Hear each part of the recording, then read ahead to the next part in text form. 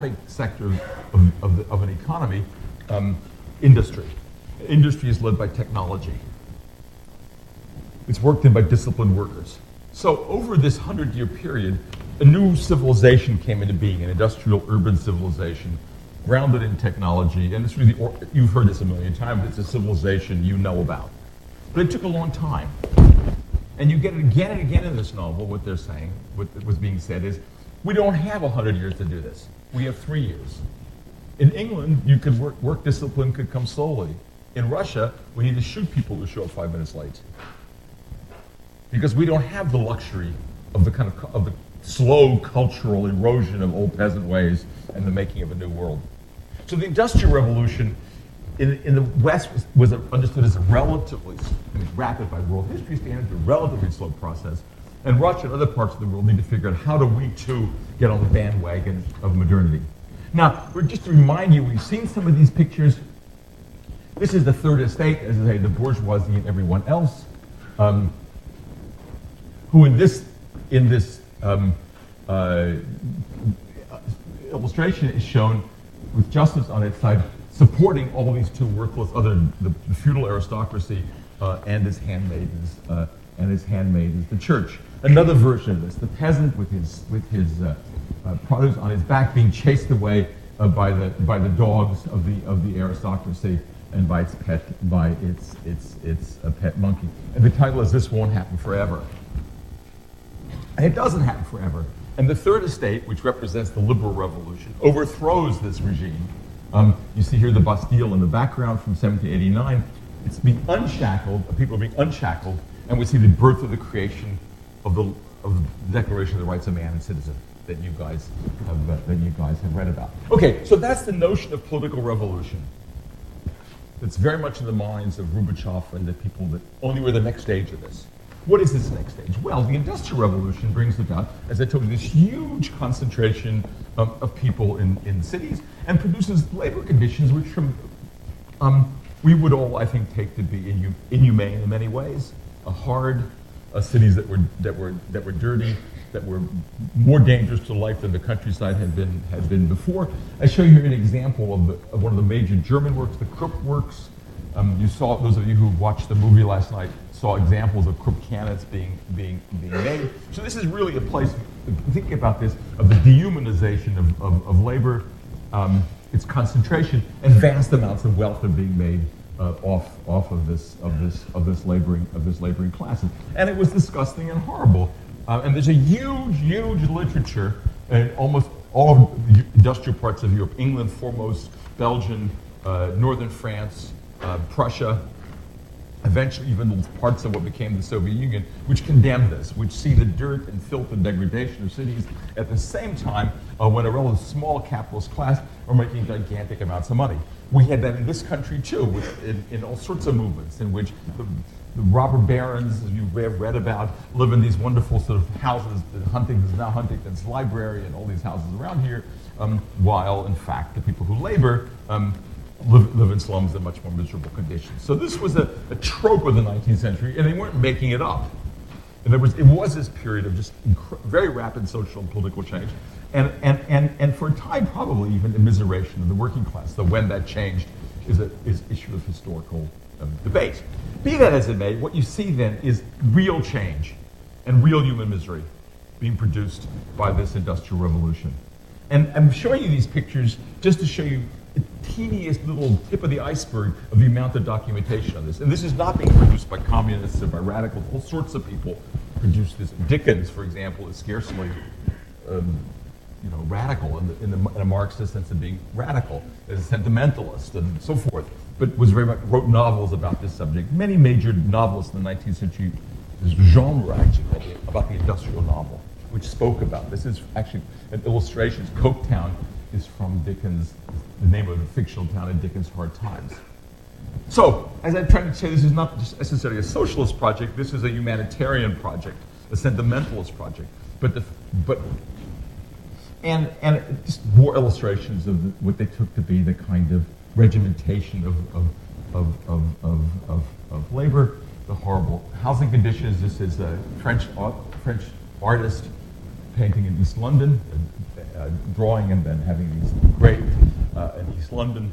And again, you get this vast, this sense of this new urban crowding, this miserable teeming life.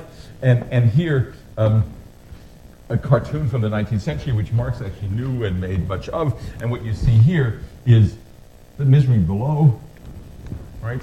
Here you see child labor, and this is from a very famous parliamentary report of children working in mines, a report of considerable sentimentalism, because you probably can't see it very clearly here, but these girls aren't wearing clothes, at least on top, so you have naked teenage girls pushing coal carts through these mines that are too big for men to be working in them. All of this indeed happened, and so this is the world that produces this wealth, and this is the world that grows out of it. And so there's a lot of literature, not just Marx hadn't existed yet, produced by all sorts of other people, which show on the one hand the woman in a wonderful dress, very beautiful, and on the next other page or below show a seamstress sewing this dress and being miserable and starving, and her body literally going into this beautiful dress. So this is the sort of context of real misery produced in the Industrial Revolution, and these conditions were met by a burgeoning labor movement, by a reform movement amongst many of the bourgeoisie, actually, and by a labor movement, and by strikes, and by quite considerable political unrest. In fact, the welfare state, as we now call it, grew up to resolve these issues, the social question, as I pointed out to you. In other words, yes, we can make conditions for people better without actually having a revolution and throwing over the whole world. Yes, you could have education. Yes, you could have cleaner housing.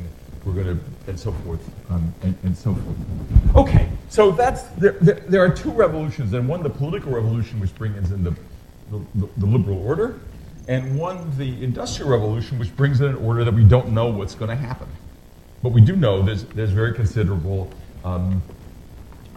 very considerable misery. And it does seem to people, contemporaries, as a world radically transformed and unhappily transformed.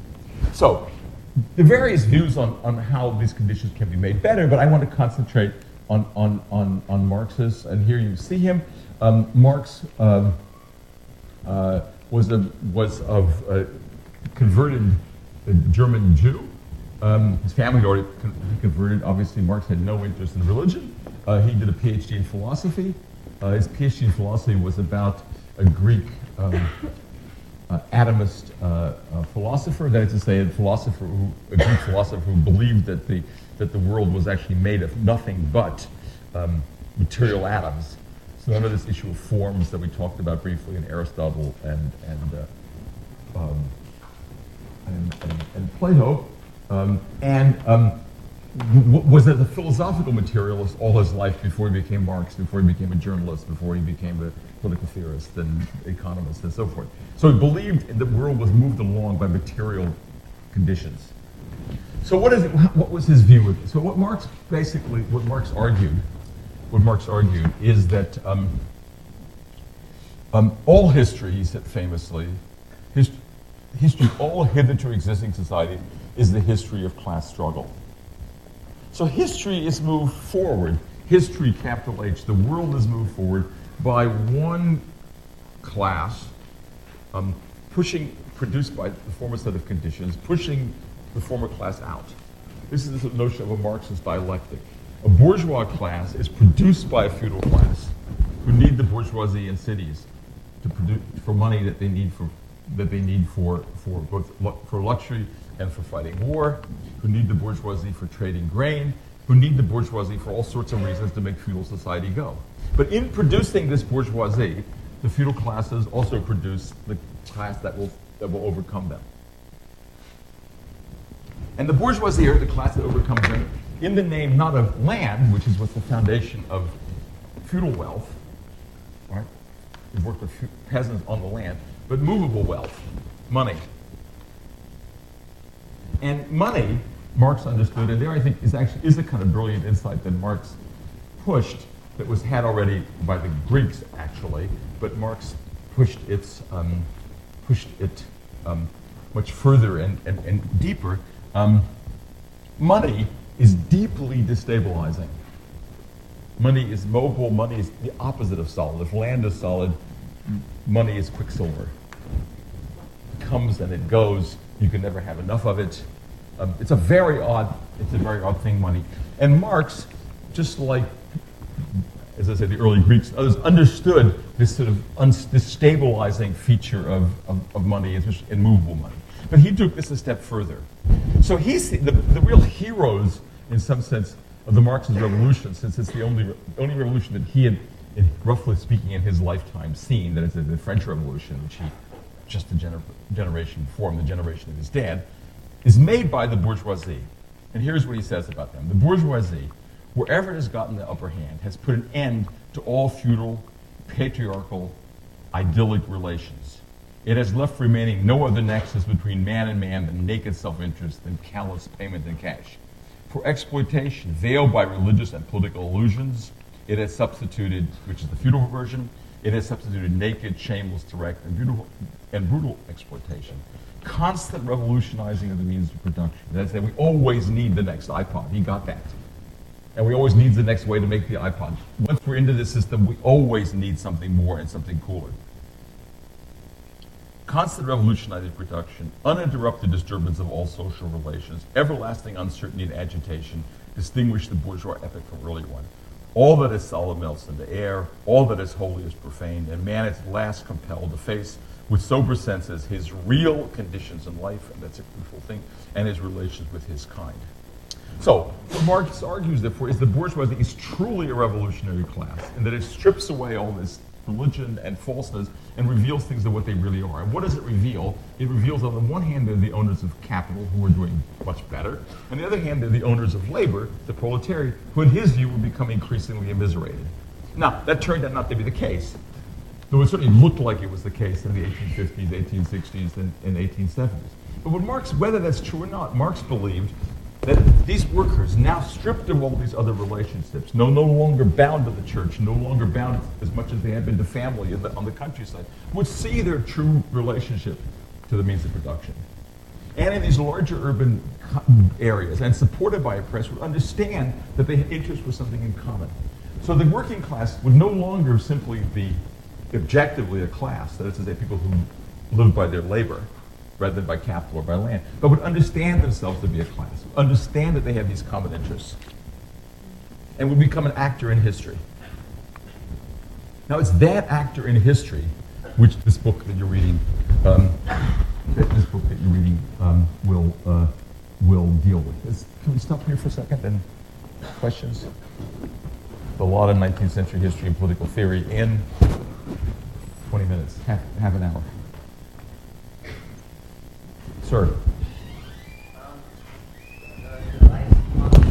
I'm sorry? The rise of the Marxist revolution itself. The rise of? The rise of the Marxist revolution itself was in the emotional psyche of the working public, sort of motivated by, it was sort of a response to the exploitation of the proletariat, according to Marx, right? Yeah. So I don't understand how that is completely contradictory. Right. It sort of seems like of the human right of the proletariat. Right. Sort of against an anti-human right. Why is it anti-human rights? No, that part so far isn't anti-human rights. The anti-human rights part comes with this notion that human rights, which may be dealing, as we learned, dealing with sentiment, with humanitarianism, with individual rights, are irrelevant. All these individual relationships are irrelevant. If a child is taken from its mother for some purpose, too bad. If a family has to be split up, if something has to be killed, it's too bad.